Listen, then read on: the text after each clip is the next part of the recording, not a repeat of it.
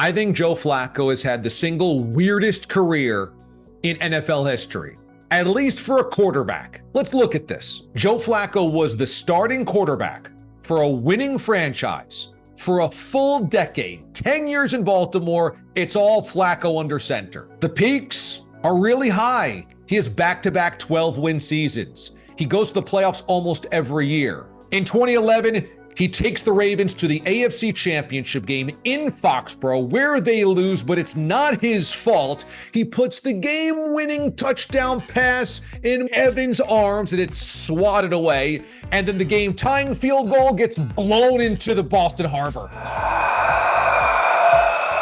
The following year, he goes on an amazing playoff run, goes to Foxborough, and beats Bill Belichick's defense to lead the Ravens to the Super Bowl.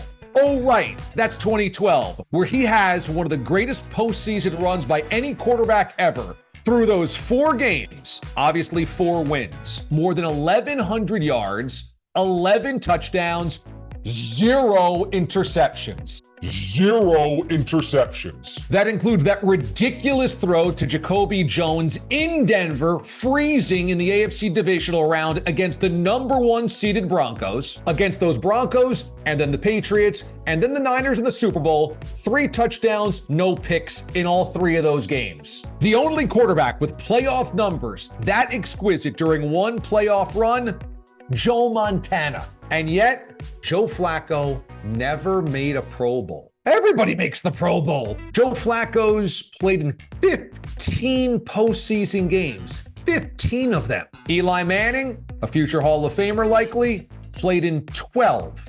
Phillip Rivers played in 12. Dan Marino, 18.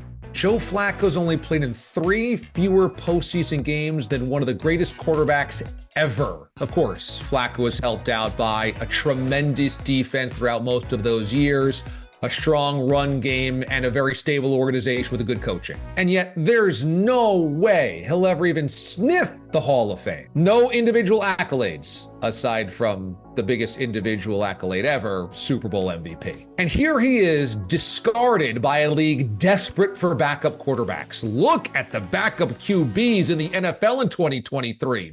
I mean, the Vikings have gone from Kirk Cousins to Josh Dobbs to Nick Mullins to Jaron Hall on purpose. And here are the Jets, who could have used a decent backup quarterback this year and instead said, you know what, let's let Joe relax. He's had a long career, I'm sure he's tired. And there's Joe Flacco hanging out on his Barca Lounger, eating Cool Ranch Doritos when the Browns call because they went through Deshaun Watson and PJ Walker and Dorian Thompson-Robinson. They need somebody else. And there's Flacco getting a text. I guess I got a job. Steps in and somehow operates the Browns offense, minus Nick Chubb, and now minus his wide receivers who are injured as well, and runs it better than any other QB has this season. Nearing 40. 4 straight games, 4 straight wins, 4 straight 300-yard performances. Against the Jets, he nearly hit 300 in the first half.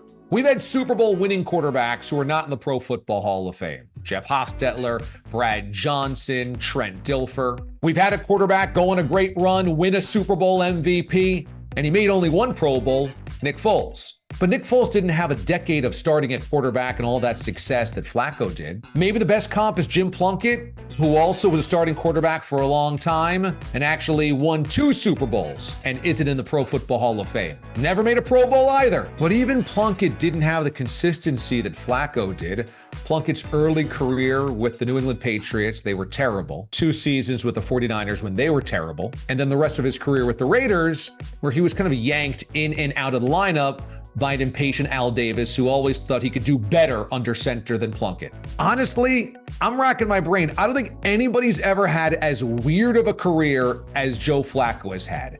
And now the magic carpet ride continues into the playoffs. The Browns have clinched a postseason spot, and Joe Flacco's going to be the guy under center. And one last twist. Joe Flacco, Super Bowl hero of the Baltimore Ravens, a franchise that moved to Baltimore after being the Cleveland Browns. Flacco now, as life comes full circle, is the guy leading the Browns into January.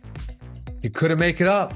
January Joe is here. There's something about Joe Flacco's disposition where he's just so cool, so calm, never really all that impressed with himself, always very businesslike. I mean, totally chill. That probably helps because there's no chip on his shoulder, something to prove. You thought I couldn't do it, riding highs and lows.